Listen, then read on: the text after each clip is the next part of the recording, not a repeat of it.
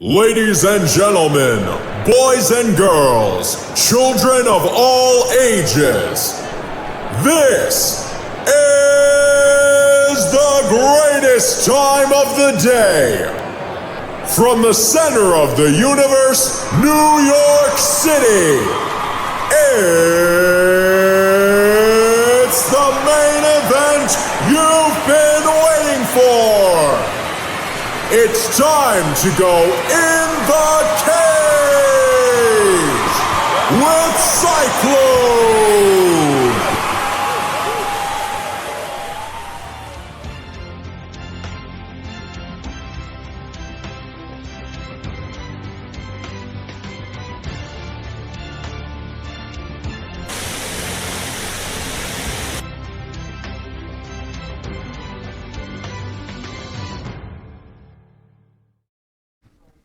And for the 65th time from the beautiful Paradise Studios in Massapequa, Long Island, it's In the Cage with Cyclone, and I, of course, am Cyclone. Wow, 65 times. Hey, guys, question for you really fast. You think it like show 75 or 100? Because it's like big numbers, I could get like a prize or something. Thank you. I heard that. I'm like Hetty from NCIS. I hear you. Thank you. I appreciate that. I'm an easy person to give gifts to. I'm an easy whore. I will take anything. Boy, you can see I'm still wearing my glasses. I'm not going to gore you with all the disgusting details, but now not just is the left eye messed up, now the right one is too. But I still see you guys right now watching, so please click share. It's that simple. The weather. The weather finally. The heat has busted. No more heat. Gone. Bye-bye. As David Spade used to say on Saturday Night Live. Oh, it was so cool, so beautiful this morning. Wow. But, you know, my eyes, I do have to say this, kind of messed up my plans. Canceled me out for going. And I care for you too, Frankie Love, so much. And I'll tell you, it messed me up from seeing Bellator, because I wasn't feeling too safe driving all the way to Bridgeport, the boogie down part of Connecticut. But I stayed local, and I did something I haven't done in a long, long time. Went out, supported local indie wrestling, Warriors of Wrestling, headed to Brooklyn. So I supported my man Joey Bellini and his organization, which, by the way, he runs tirelessly. The guy is like a little... I don't know, Joe, if you're watching right now, Frankie, maybe you want to let him know that I'm about to say something about him. But Joe, during a card, is a true promoter, okay? He's not sitting back, relaxing somewhere. He is running around like a little chipmunk. And I don't say little chipmunk because he's tiny, but it is what it is, as Max Holloway would say. Anyways, guys, we have seriously so much to get to. Thank you, Frankie. Now, of course, Joe is going to get all pissed at me calling him a chipmunk. But, what's he going to do? I'll sit on him. We have so much to get to. We're going to start off with wrestling. Got boxing news, and obviously we're going to break down. You know, the Bagel Boss guy is also now doing stand. I want to kick the Bagel Boss's ass. How about that? Okay, I don't know if Joel signed me versus him in the ring. Maybe SWF. Maybe we'll rebook like Five Borough. I want that guy in the ring. So, anyways, guys, click share, like I said. Check out cyclonecomedy.com. And most importantly, what you need to do is check out Effective Aggression. Help fight cancer. Do yourself a favor and make a purchase. And we're going to kick this whole party off. How? Right after this. This is Frank Edgar. This is the Barbarian Tim Bosch. I'm World Series of Fighting undefeated lightweight champion Justin Gaethje. MMA legend, UFC Hall of Famer, Iceman. Check it out. If you got the guts, step in the cage with Cyclone.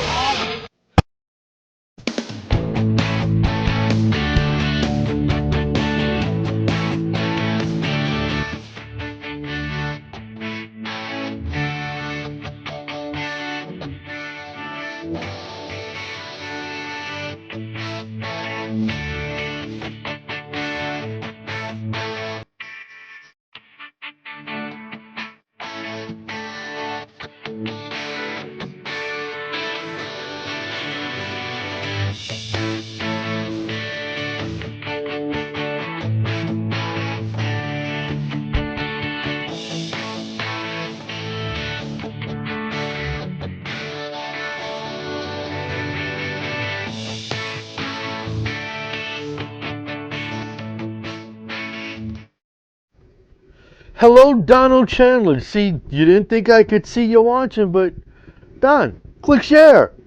Welcome aboard. Welcome to In the Cage. So, like I said, let's start with what I did supporting Warriors of Wrestling. And I'll tell you what, Joe Bellini was in a tough position being the head honcho of Warriors. You can't stop someone who's climbing the ladder to success. You just can't do it. You can't do it because it's not the right thing to do. And quite frankly, you can't. You just can't, because you're not going to stop someone from improving. So, Sonny Kiss, who is a longtime indie wrestler, lots of organizations, including Warriors of Wrestling, who is a phenom, okay? And I am fingers, arms, toes, eyes, everything's all crossed. Hopefully, we'll get Mr. Kiss right here. If you could do that, if you could pull that off, Frankie Love, that would be awesome. Because I can't find any AEW contacts. Anyways, so here's the deal. Sonny signed to AEW. Sonny has to drop the heavyweight Warriors of Wrestling Championship. And the one good thing for Joe is there is a smooth transition here.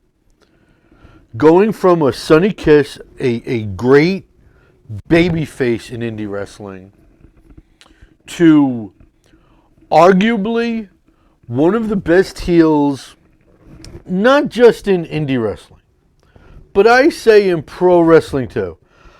I put, as far as a heel goes, Darius Carter up against them all. Anyone in the WWE, hell, anyone in AEW, anyone in Impact, anyone in anywhere.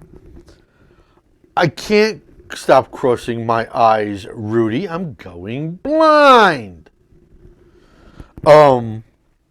Anyways, so there's that good transition there, where it stings losing a great talent like Sonny Kiss, but when you have a Darius Carter right there, you know, it's kind of like going from, I don't know, Brett Favre to Aaron Rodgers. You know, the company's in good hands. And as a matter of fact, not that I'm a wrestling script writer, that I do good storylines. And Frankie Love, I especially want you to keen your ears on this. And let Joey know that I think that this might be a good idea. I'm just throwing it out there. you know what, I'm putting it out into the world. Maybe it happens, maybe it don't. I don't know. Look, obviously, for a very, very long time, Darius Carter has been part of the Hostile Collective. Here's the thing. I wonder if the Hostile Collective storyline is starting to be the beginning of the end, kind of die out. I don't know. I think so.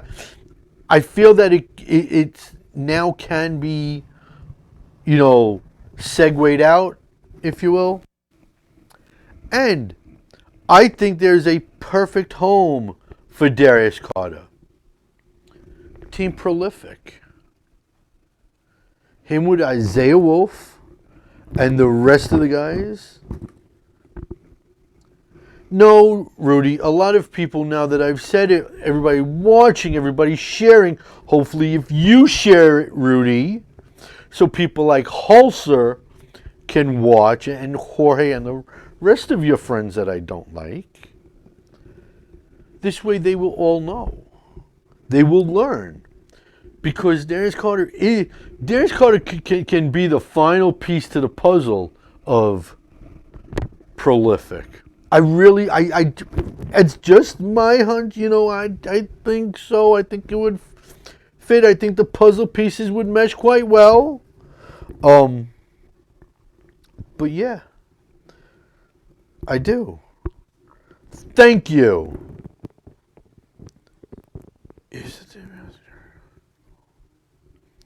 No, I think he's a little bit higher up. I think Darius is... Look, he stays in kayfabe. That's what makes him awesome. Heel.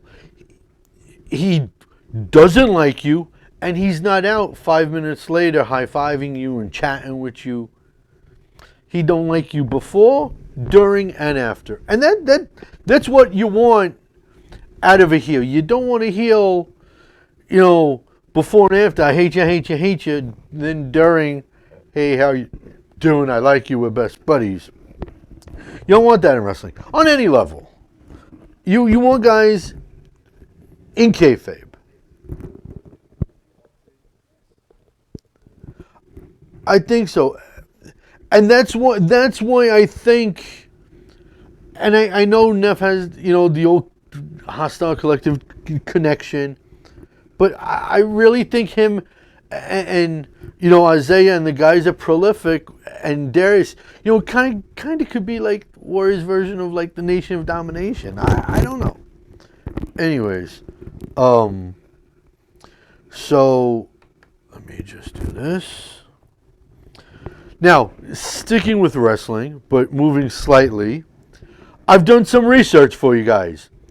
Cain Velasquez has it in his UFC contract that he is allowed to wrestle.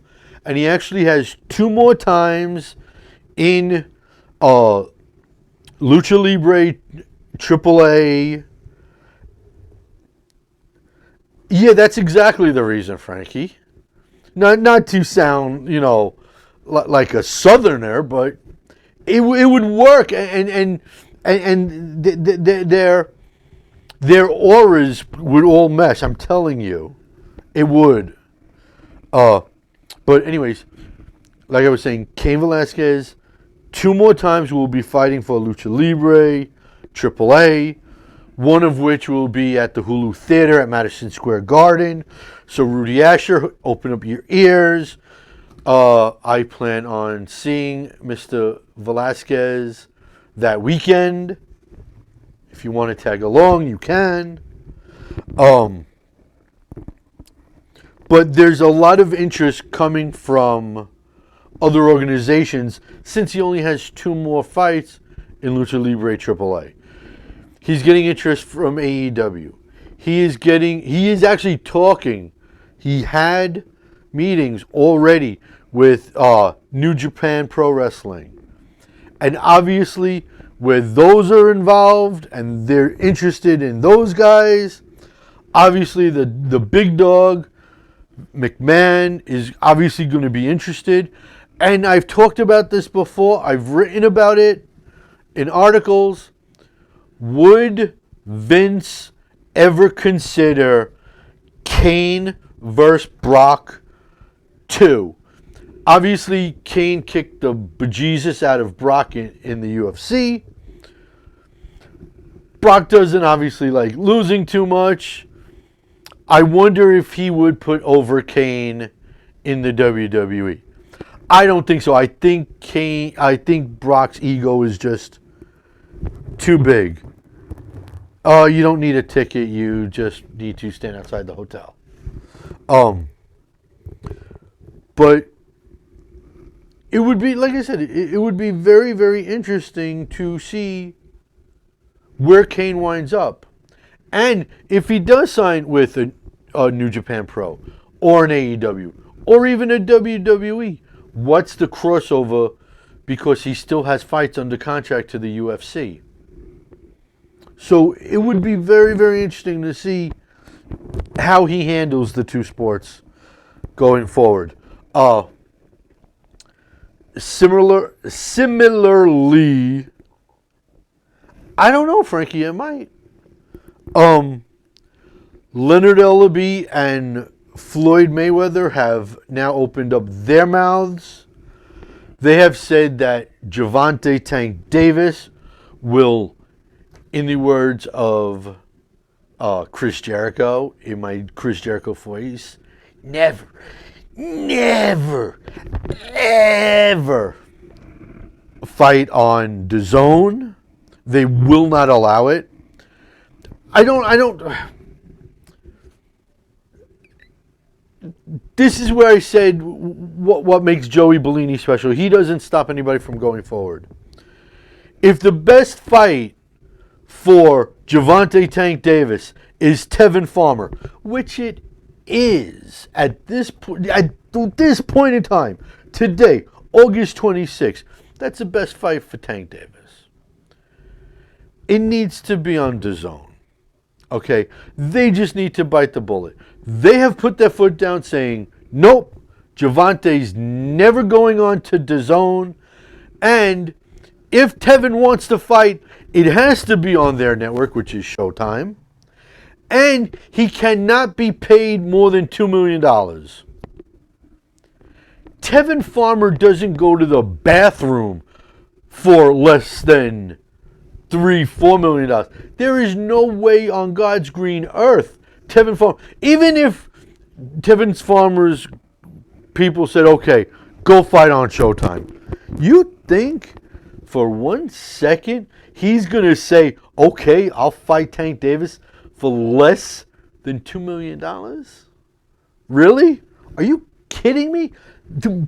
You got a better chance of meeting Jesus and Moses together at the same time and taking a photo in between them.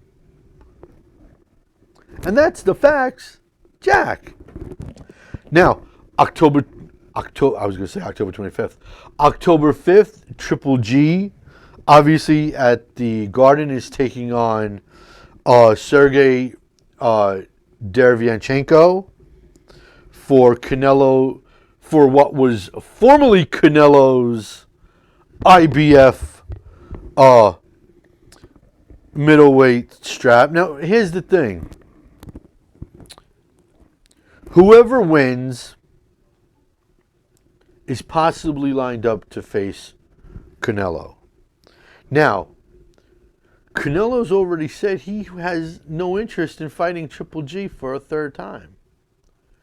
It's a fight all of us boxing fans want. We all need that trilogy. It has to happen.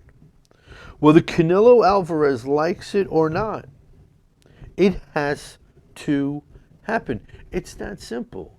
It really needs to happen. Okay. Now, if Sergey wins, that's new blood.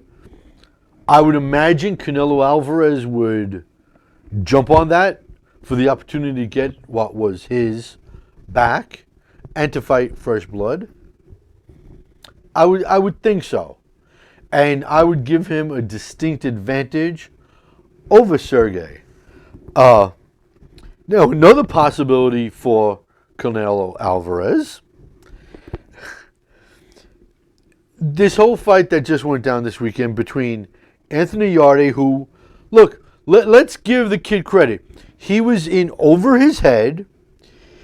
Sergey, excuse-moi. Sergey Yarde fought over his head this past weekend. He was outclassed, outmatched, but multiple times, especially in the 8th round, he stung Sergey Kovalev.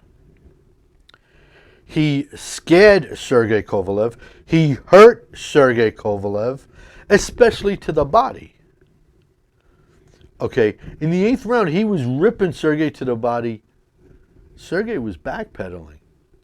Was Sergey Kovalev ever in danger of being finished? No, I don't think so. But he had the fear of God put into him for a couple of minutes. That I can guarantee you. And when I guarantee something, take it to the bank. Now look, Sergey Kovalev is 36.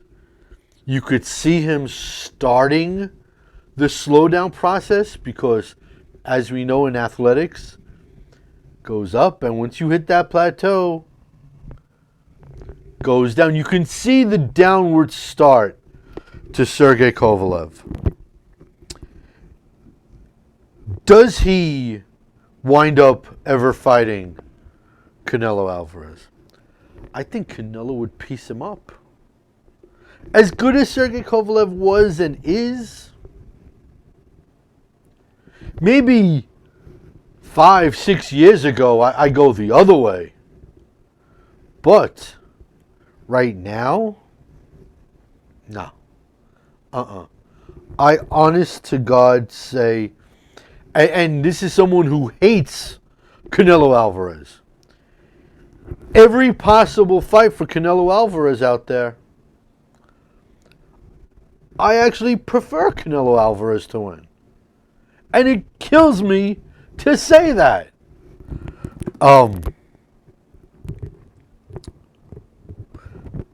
But I will say one last thing about Sergey Kovalev. He's still able to snap off some good jabs. And that's a key part of his game. And it's a part where Canelo will be hit. Canelo will get touched up. Does it mean he goes down? Probably not. But he will touch him up. So look, here's what we're going to do. We, and when I say we, I mean all of you and me, we are all now going to click share. Because it's very important. And it will make me happy. Kind of like a dying man's last request. So please click share. Check out Psyche Prods on Facebook. So this way you can enter a raffle like this one.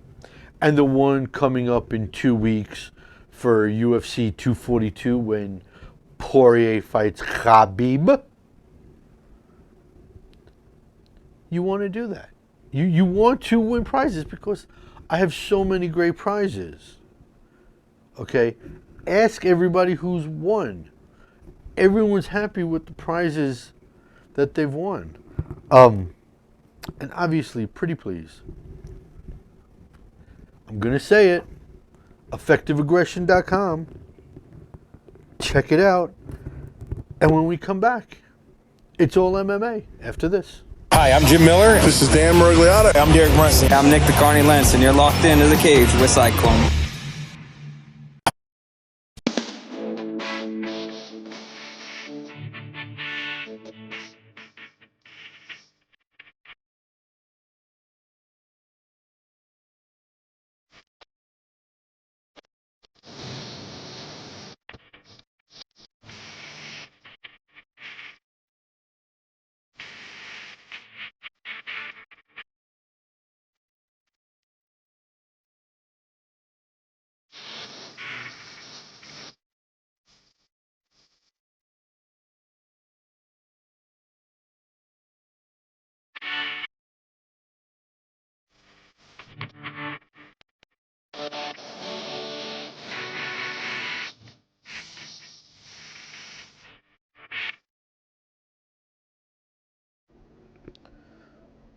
Oh, okay. So, before you guys say, hey, Cyclone, stop drinking unhealthy stuff, you can see the body armor. Orange mango. Those are fruits, so it's a healthy drink because it's orange and it's mango. Okay, so we have two breaking stories right now that I don't know if you guys know about because it's breaking. Numero one, CB Dollaway has been suspended 2 years by everyone's favorite group, USADA, because he has popped for multiple performance enhancing banned substances. CB, you get an F. What are you doing, buddy? That's not good. And the other one is Greg Hardy is now demanding that he gets to face a ranked opponent. And here's the thing. I looked at the heavyweight rankings, and with the exception of DC, Stipe, and possibly Ngannou, everyone else, and as much as I hate Canelo Alvarez, I hate Greg Hardy 18 bazillion times more than that.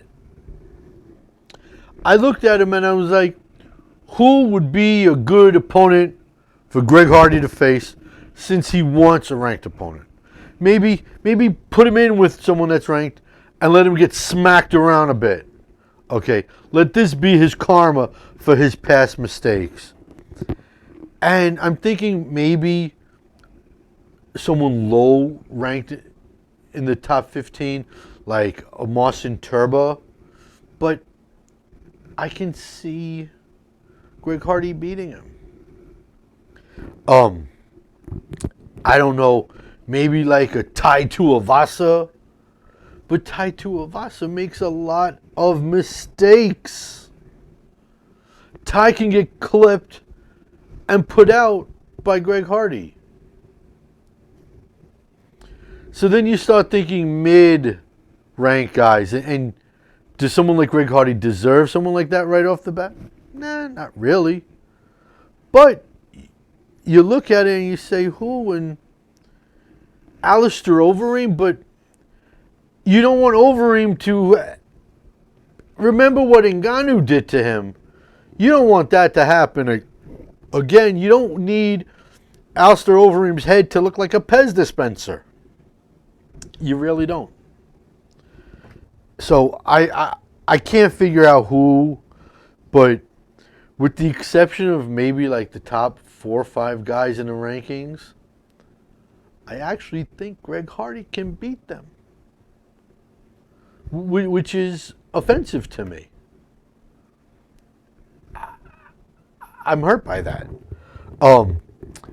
And we were talking about Kane before and crossover guys, much like Greg Hardy going from football to MMA.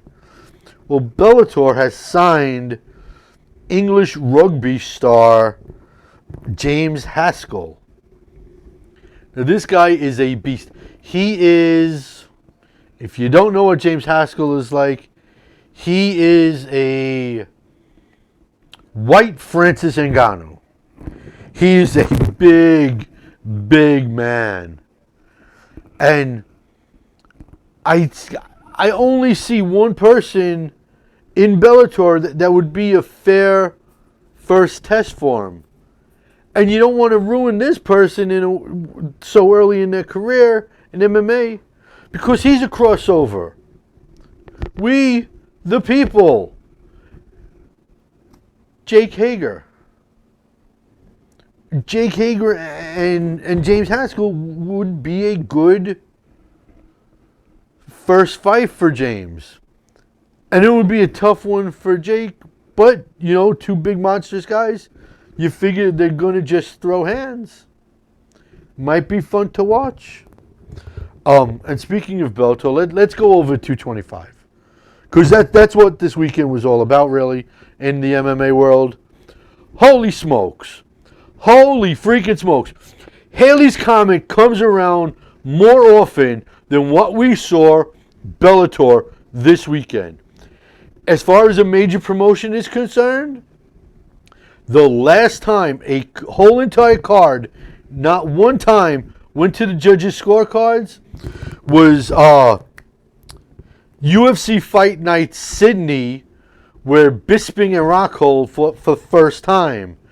And they were only 11 for 11. 11 fights, 11 finishes. This, 14 fights, 14 finishes. We saw the fastest submission in Bellator history. Aviv Gozali, Chaim Gozali's son. The fastest submission ever. A quick Minari roll into a heel hook. Impressive, as Conor McGregor would say, Fook. That is that is remarkable to start off like that and boom. I don't know if a tap could happen faster than 11 seconds. So very, very happy for Chaim and obviously Aviv. Nick Newell, who lives in Milford, just a couple minutes away from Bridgeport, turns around in front of the home crowd, wins, and then has a beautiful post-fight speech talk. Basically, he didn't mention Dana White by name, but all the doubters, you said I couldn't fight because I got one arm. You said I couldn't win. I couldn't do this. Well, once again, Nick Newell has proven he is a dangerous fighter, one arm or not. And it's basically 1.5 arms. Obviously, it's good. The card is not marred, but I don't know what it is with Matt Mitrione, but in Mohegan Sun, Matt kicks Sergey Karatanov in the Cajones. This time, Matt's mouthpiece falls out 4 times. Now look, should Dan Miragliotta have taken a point away soon or fast? I don't know. I like Dan. I like Dan Miragliotta a lot. I trust his opinion on things. But falls out the first time, falls out the second time, falls out the third time. That's when Miragliotta warns him. Falls out 4th time, and before he can actually do anything, I don't know what Matt was thinking coming inside at that point. But he came inside Sergey, and Sergey crushes him with an uppercut and drops him. Look. Does Matt Mitrione have an argument that he should have never been punched without the mouthpiece? I wonder if him and his team will go ask for a turnover or the fight to be turned into a no contest. I truly wonder that. Speaking of Michael Kesey, Frankie Love, happy you mentioned it. Tong Po t-shirt right here. Let me put it to you like this. If you like films, arguably, you have Vader, you have Scar from The Lion King. This right here, Tong Po, arguably the 3rd best villain in film history, even though Michael Kesey is actually a real badass and not a fictional character. He is a badass. And I think he's arguably 3rd best villain in movies. Anyways, so I don't know if that fight will be turned over. And frankly, I don't know if it should be. But it would be interesting to see if they bring up a case, because they do have that argument. He didn't have a mouthpiece in. Why was a punch thrown? Vitaly Minikov just wrecking Tim Johnson, who you have to feel bad for. They both wound up having to face each other literally hours before. Yeah, I know, I'm going to be a chiller too, because it's right after Bellator and it's a whole long story. I just don't know what day I'm going, Frankie. So, Vitaly Minikov is back on a winning streak. Tyrell Fortune continues his winning streak, going to 7-0. I honestly think after Bader is done with his heavyweight fights against Czech Congo and then goes down to light heavyweight, I think the next heavyweight challenger should be Vitaly Minikov. And I also think you take Sergey Karatanov and you take Tyrell Fortune and you put them in the cage together and see what happens. So yeah, that's a fast wrap up. We're going to keep this thing moving because, guys, guess what? We are at the point where it's just about game time. And that's going to happen in a few minutes. After, we're going to go do game time. After you guys click share. After you guys check out effectiveaggression.com. And after this quick break. I'm Dennis Bermudez. Hi, I'm Creepy Ian McCall. Yo, I'm Kelvin Gastelum. This is Mark Goldberg. Yo, I'm the world's most dangerous man, Hall of Famer Ken Shamrock, and you're getting tapped out in the cage with Cyclone.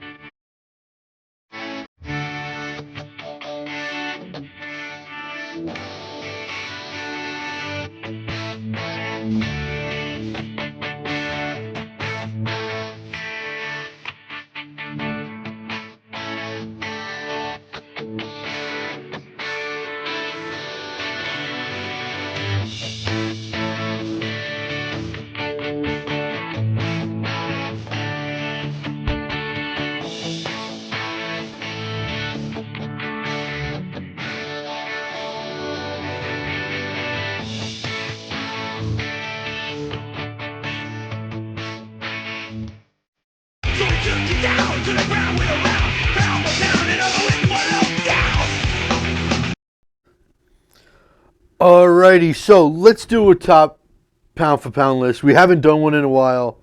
And despite what happened a couple weeks ago, despite what's going to happen next week, I'm pretty safe to say my top 12 is what should be the official top 12 because nobody does it better than yours truly, Cyclone.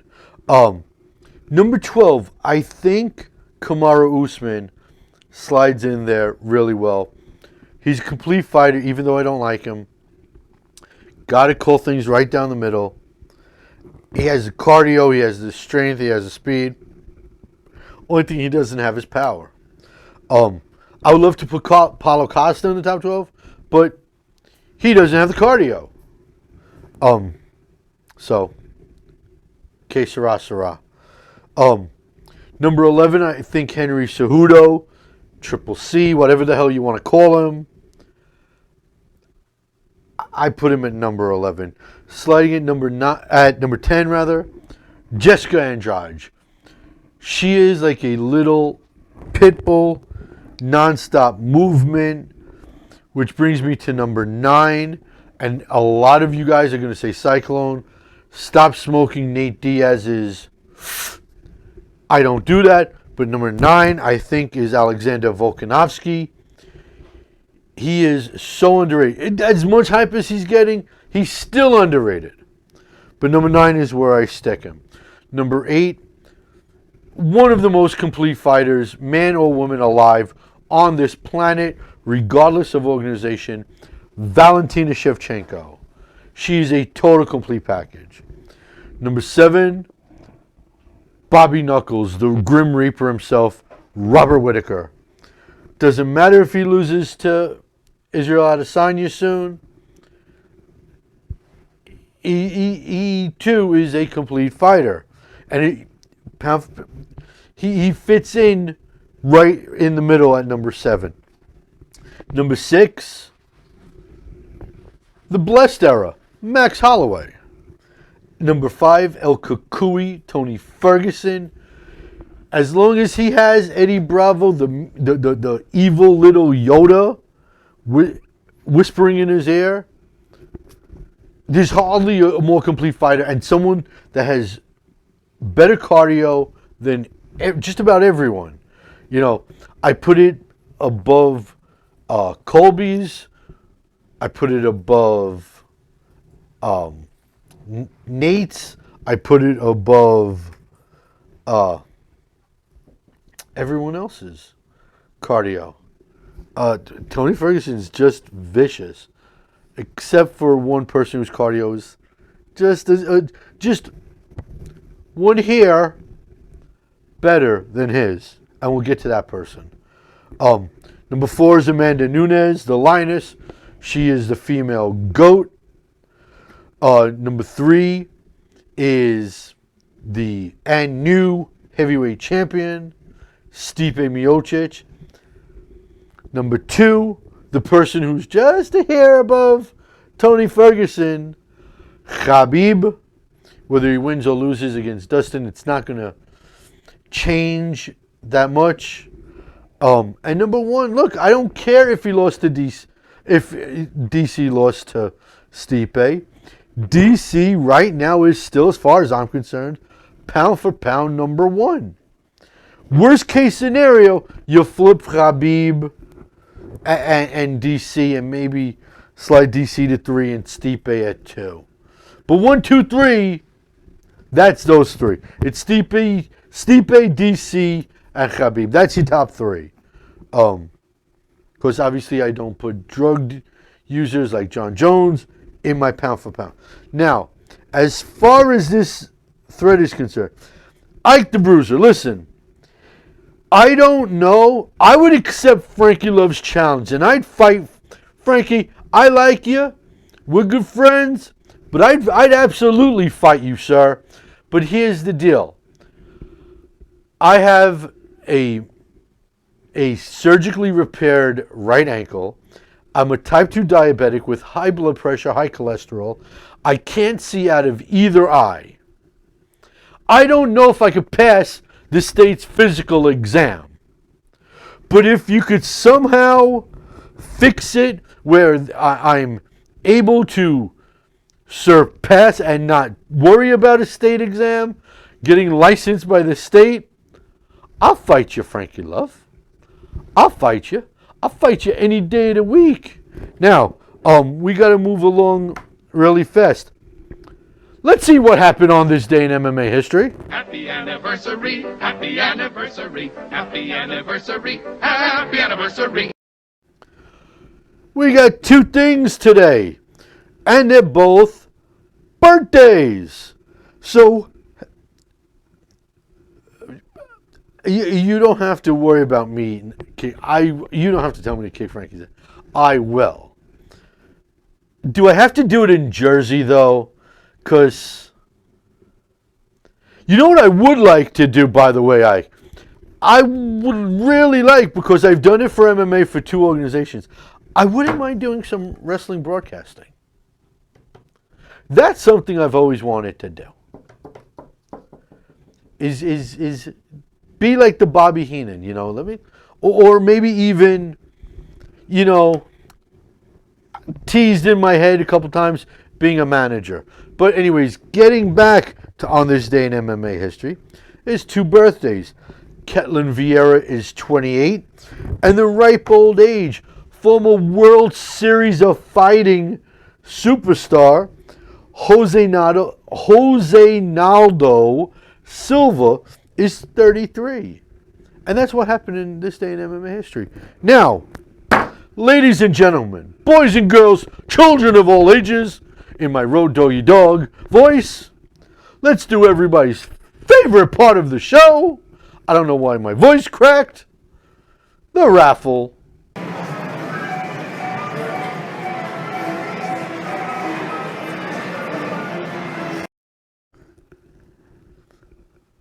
And what is Frankie Love's turtle's name? Ike. Okay, so While Ike writes that answer, we have 4 questions that I will answer. Number 1 comes from Jason Hatcher. Do you think Dana will ever have his champ fight the other champs of other organizations like Stipe versus Bader? No, I really don't. Do I want it? I love cross promotion. I wish cross promotion would be in everything. Cross promotion just works. Okay? That's why it needs to continue to happen. But I think Dana's ego will just never let that happen. And it's not really just Dana. There's more to it. You know, it's the rest of the team that puts it together. You know, so it's not just him. But if someone got to Ari Emanuel and said, look, this is... I hope your Leech's name isn't Brian. Frankie, you get it? Brian Leach? Never mind. So, anyways, question number 2 comes from Rudy Asher, the defending Facebook question raffle winner. What do you think of Seth Rollins and Becky Lynch being engaged? What do I think about them being engaged? I am pissed off about it because I love Becky Lynch. I don't know why she just won't go out with a fat, balding, broke Jew.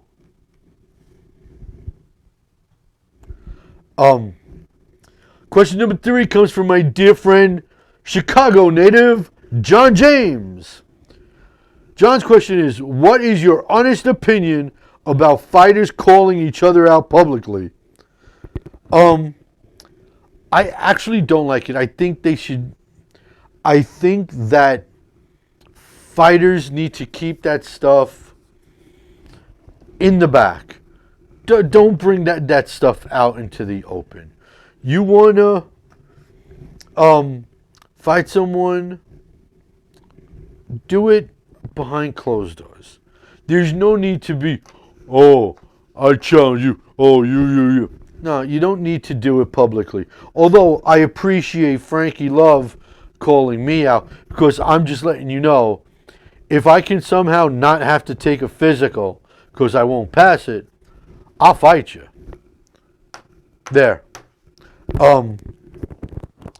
But no, John, I'm not a fan of the Joe Rogan, the Dan Hardy, the Big John McCarthy going, okay, so who do you want to fight next? That's not what I'd like to do. Yeah, Frankie, okay, I'll fight you and the winner gets Becky Lynch or Sasha Banks. Because quite frankly, Sasha Banks with blue hair is freaking hot. Hot. And question number 4 comes from my good friend, Mr. Kenny Hodgkins. After McGregor's interview with Ariel Helwani, who do you think his next opponent is and when? He mentioned a lot of names. I'm not going to go down the list, but he threw out everybody's names. No, Frank, come on. Tommy will put Frankie over. That's not fair.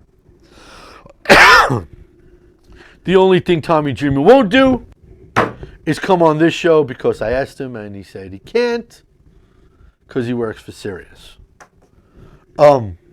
Which actually hurt my feelings.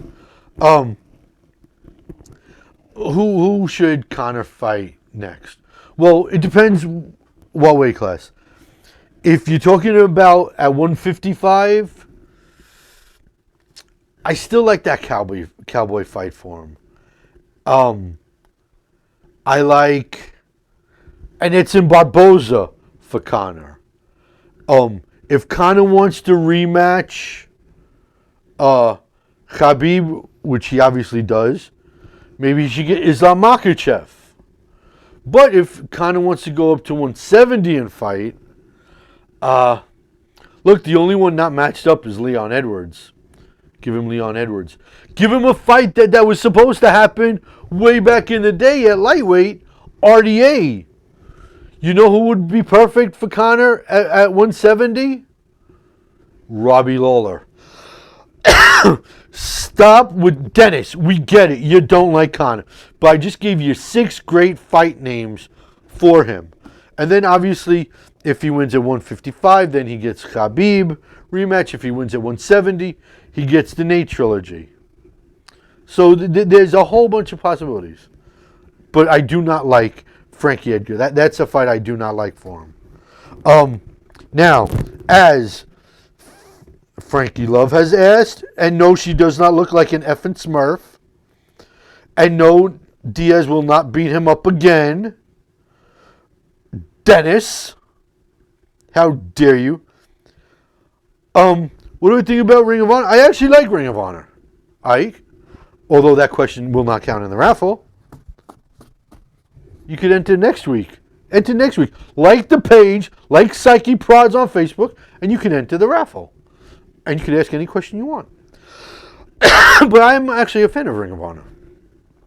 All right, now, as they have asked me, I will spin the wheel, and I will find a winner for this week's prize. It is number 3, John James.